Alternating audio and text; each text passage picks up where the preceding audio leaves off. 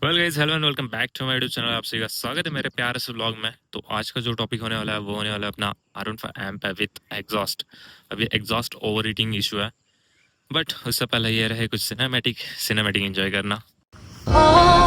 Он забрал всю нашу боль. Спасу, спасу, спасу. Спасу, спасу, спасу. आजकल तो एक ट्रेंड ही चल रहा है यार कि एग्जॉस्ट लगाते हैं, बट एग्जॉस्ट लगाते क्यों वो पता है? ट्रेंड तो चल ही रहा है भाई, उठो छूटो वही परफॉर्मेंस इंक्रीज होता है, ऊपर से लुक्स और साउंड, ये तीनों चीज़ें ऐसे एक मतलब ऐसा बनाती है कि भाई एग्जॉस्ट लगाओ तुम साउंड वगैरह। बट आज आपको बताता हूँ, अगर आपकी बाइक ओवर हीट हो रही है तो उसका सोल्यूशन और अपकमिंग प्रॉब्लम्स को भी मैं आपको बता दूंगा कि क्या क्या प्रॉब्लम्स आ सकती है। तो चलो स्टार्ट करते हैं आज की वीडियो। आपने कभी नोटिस किया है कि बाइक अपनी ओवर हीट क्यों होती है? तो मैं आपको बताता हूँ ओवर हीट क्यों होती है। पॉइंट नंबर 1 जो कि है बैक प्रेशर। अब पता ही नहीं क्यों ऐसा मतलब बंदे इग्नोर कर देते हैं, बट अपने बाइक में एक ECU नाम की चीज़ होती है, ब्रेन बोल लो अपने बाइक का। तो उसे कैसा क्या पता चलेगा कि आपने एग्जॉस्ट इतना बड़ा कांड किया है भाई, उसका एग्जिट डोर ही निकाल दिया है आपने, कैसे क्या उसे समझेगा?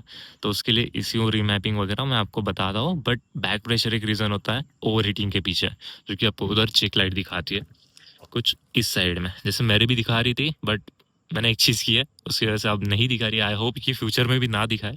तो मैंने क्या अपग्रेड किया वो देखने के लिए जुड़े रहो। चेक लाइट ना आने का रीज़न जो था वो है कैथलिटिक कन्वर्टर, कैथलिक कन्वर्टर बोल सकते हो, कुछ भी बोल सकते हो।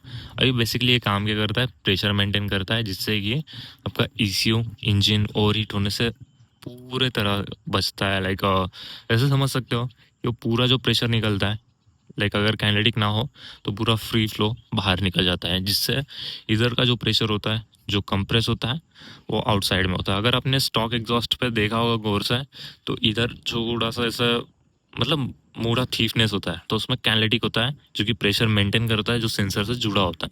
यहाँ पर एक सेंसर है, यहाँ पर एक सेंसर है, इससे पूरा सर्किट बनता है। तो उसको आप डिस्टर्ब करते हो कैनेटिक ना लगा के, तो कैनेटिक लगाया करो, जिससे हो जाएगा लाइक ओवर हीटिंग से बचोगे। और मेनी प्रॉब्लम बस साउंड थोड़ा सा कम होता है, और जो आप पटाखे देखते हो पीछे जो पटाखे फूटते हैं वो नहीं फूटेंगे भाई, ठीक है? अगर आपकी BS7 है तो बिल्कुल भी नहीं। तो ये एक चीज़ है जो कि नोटिस करने जैसी है, और बहुत ज़्यादा इंपॉर्टेंट चीज़ है ये वाली। अब आप बोलोगे कि भाई हमारे बाइक में तो कुछ ऐसा सीन नहीं आता है, तो आपको एक चीज़ बताता हूँ कि आप कैसे नोटिस कर सकते हो ये चीज़ को। अपने बाइक में इधर एक फ़ैन होता है, रेडिएटर फ़ैन बोल सकते हो उसे, बट रेडिएटर अलग होता है, फ़ैन का अलग होता है। फ़ैन बेसिकली क्या करता है, जो भी आपकी हीट है वो निकालता है, उसे मेंटेन रखने का काम करता है।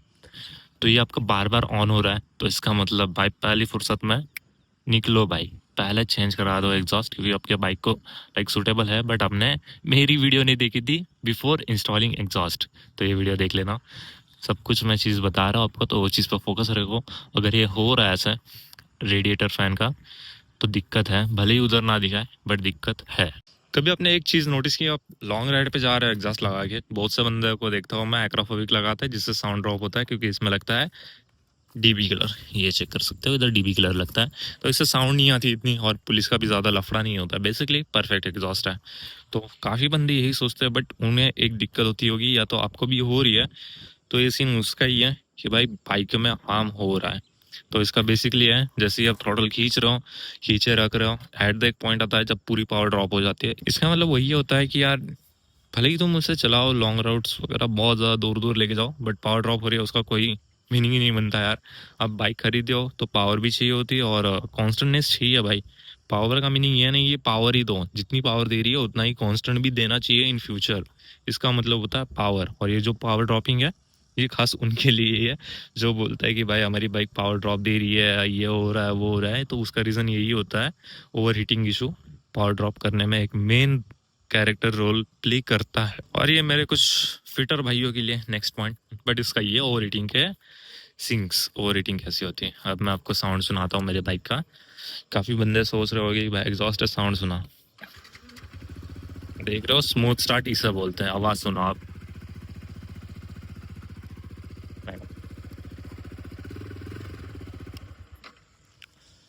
ये हुआ। इसमें आपने एक चीज़ नोटिस की होगी कि जो इंजन में नॉकिंग साउंड था वो बिल्कुल भी नहीं आ रहा है। अगर आपके आ रहा है, लाइक नॉकिंग साउंड दो टाइप में आता है, एक तो पूरा पिस्टन वाला आता है, और एक होता है जो कि हेडर के यहाँ का होता है, तो बहुत गंदा बजता है, जैसे कि कोई रिंग बज रही है अंदर, कुछ गिर रहा है ऐसा। अगर ये बज रहा है ना, तो इसका मीनिंग वही है कि ओवर हीटिंग प्रॉब्लम इसे आप फेस कर रहे हो। भले ही आपको इतना अंदाज़ा ना लगे, पर मैं जो बोल रहा हूँ उसको सच में, लाइक ढाई ढाई साल हुआ है यार मैं ऐसे ऑन कर रहा हूँ एग्जॉस्ट काफ़ी सालों से। मैं हमेशा अलग अलग एग्जॉस्ट ट्राई करता हूँ। इतना तो नॉलेज है यार, क्योंकि 2.5 साल हुआ मैं एग्जॉस्ट लगा के घुमा रहा वगैरह। बहुत से टाइप के एग्जॉस्ट मैंने ट्राई किए हैं, बट बेस्ट अपना यही है, एकरा का R1 कार्बन फाइबर एडिशन।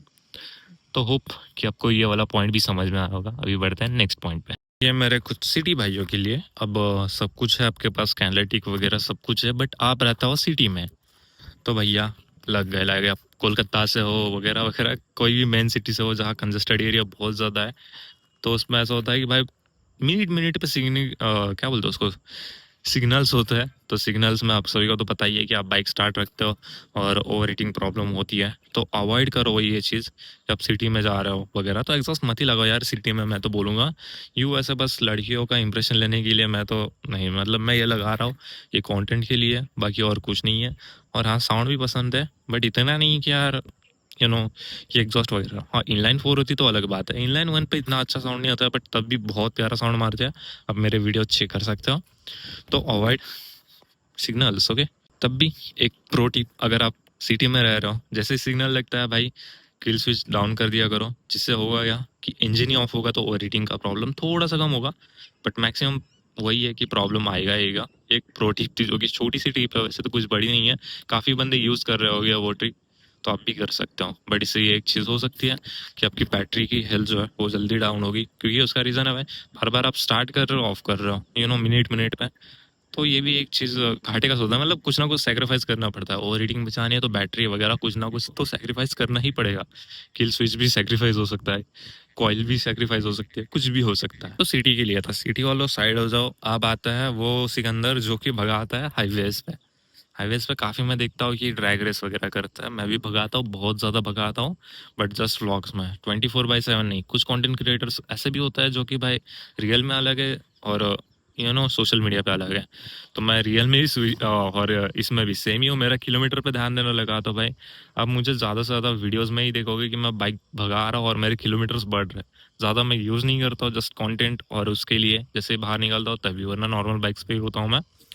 तो जो हाई आरपीएम पे चलाता है खास उनके लिए, तो हाई आरपीएम से ओवर हीटिंग होगा ही होगा। अवॉइड करो हाई आरपीएम है, लाइक काफ़ी बंदों को साउंड पसंद होता है, जैसे थर्ड गियर पे हो, हाई आरपीएम पे चलोगे भाई साउंड बहुत प्यारा प्रोड्यूस करती है, मज़ा आता है, लड़कियाँ मुड़ मुड़ गेट द शीट ऑफ यार, सच में। ये चीज़ अवॉइड कर दो, इससे क्या ही होगा पता है आपको, ऐसा लग रहा होगा कि भाई मज़ा आ रहा है, अभी कोई दिक्कत नहीं है, but high RPM is equal to more piston power. जैसे ही पिस्टन ज़्यादा लोड में होता है ओवर हीटिंग से, वो पिस्टन के क्रैकिंग जो क्रैक होता है ना, वो ख़त्म हो जाता है। मतलब आपको कैसे ही बोलो यार, जो अपना पिस्टन होता है वही ब्रेक हो जाता है। आपने काफ़ी केसेस में देखा भी होगा कि जैसे ही एग्जॉस्ट वगैरह लगाते हैं, हायर पिन पे चलाते हैं और रत्ता तता करते हैं और पिस्टन की माँ बहनेक हो जाती है। तो यामा है भाई, पहले ही बोल दूँ कि यामास का बाइक सा बहुत ज़्यादा मेंटेनेंस कॉस्टली पड़ता है अगर बात पार्ट्स पे आए, सच में। और इंजन का तो बहुत ही ज़्यादा महंगा, अगर फट गया कभी तो 35,000 कहीं नहीं गए, 35,000 कॉस्ट करता ही करता है। तो आई होप कि आप समझ सकते हो कि मैं इतना जान निकाल के क्यों बोल रहा हूँ। वेल गाइस, आप क्लाइमेट चेक कर रहे हो, अभी बहुत ठंडा ठंडी ठंडी हवा है, तो कोई ना भाई, जैसे ही समर आएगा खत्म है। खुद यामा गारंटी नहीं देता है भाई, जैसे ही समर आएगा वो बोल देता है कि नो वारंटी नो गारंटी, आप अपना करो यार। तो समर्स में भी ज़्यादा बाइक निकालो ही मत, अगर निकाल रहे हो तो लॉन्ग राइड्स पे जा रहे हो, तो जैसे 60-70 किलोमीटर हो रही है, थोड़ा सा ब्रेक दिया करो, उससे होगा क्या, और थोड़ा सा बाइक को रिलैक्समेंट मिलेगा। वही बोलूँगा, क्योंकि अपना वेदर ही ऐसा है भाई, विंटर रेनी सीजन कुछ नहीं लगता है, जैसे ही समर स्टार्ट होता है भाई बहुत ज़्यादा। और खास करके अपने महाराष्ट्र में तो बहुत ज़्यादा होती हैं, बाकी के इधर भी होती है, बट महाराष्ट्र में कैसे आपको तो पता ही है कि सूखी ज़मीन ज़्यादा होती है, इसीलिए इधर ज़्यादा हीटनेस प्रोड्यूस होती है। और वेदर भी देख यार, वेदर का भी बहुत बड़ा प्ले है। सेव ट्रीज, अब में से काफ़ी ज़्यादा बंदे यही बैंड पाइप खरीदते हो गए या तो कोई और।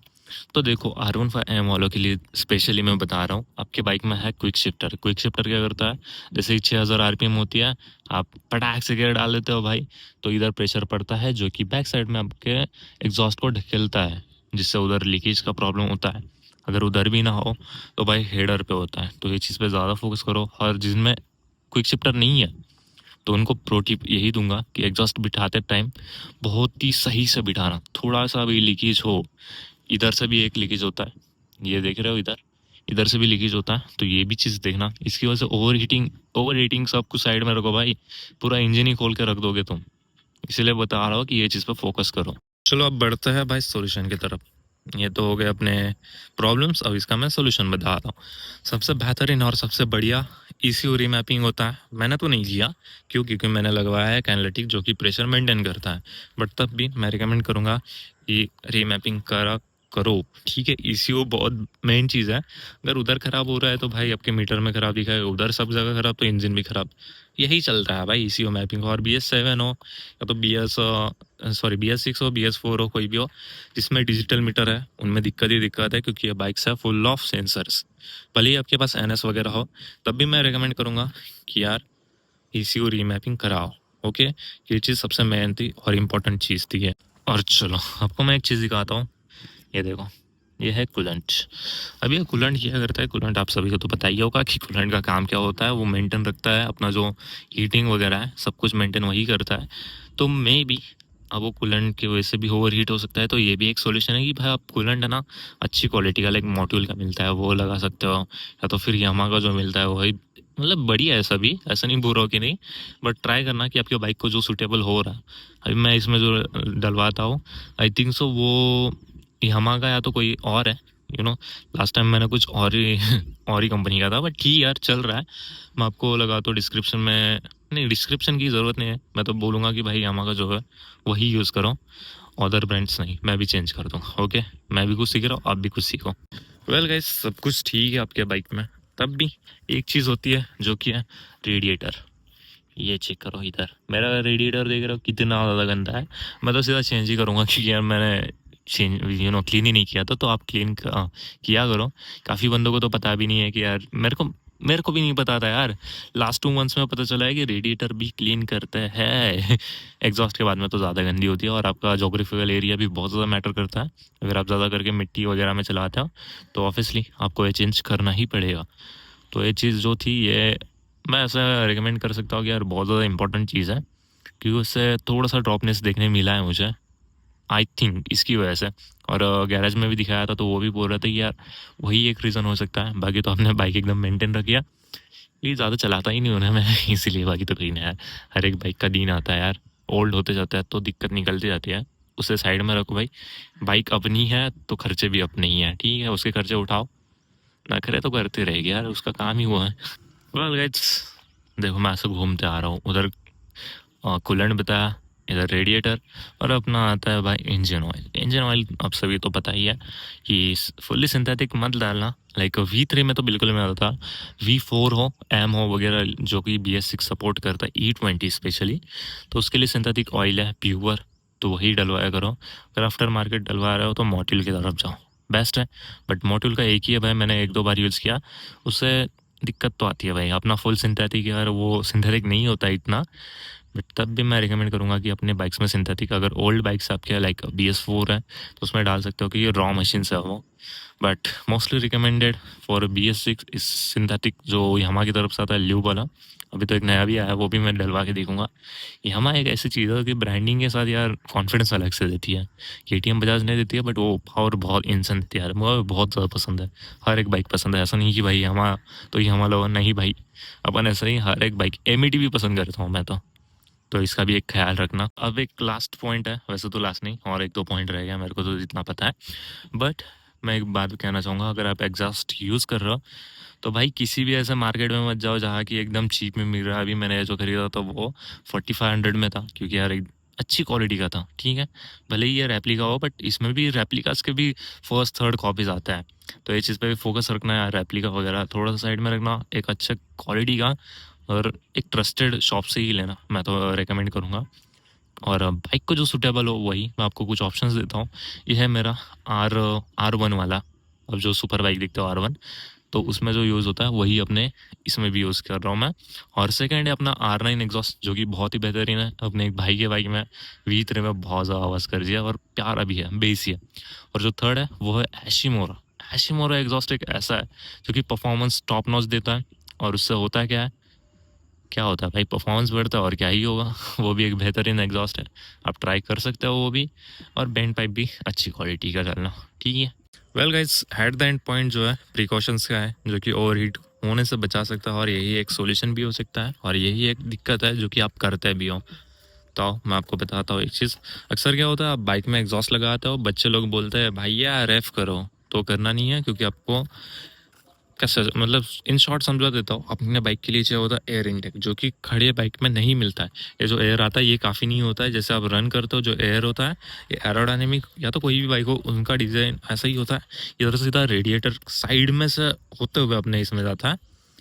तो एक चीज़ अवॉइड करो यार। बच्चे लोग बोलते हैं आई नो कि यार इमोशंस होता है, आपको रिएक्शंस भी मिलने चाहिए, बट अवॉइड करो। इंजन हार्म हो रहा है, और कोई भी नई चीज़ है भाई, आवाज़ सुननी है तो भाई ऐसे राउंड मार के लाओ, बेहतरीन आइडिया वही है आपके लिए।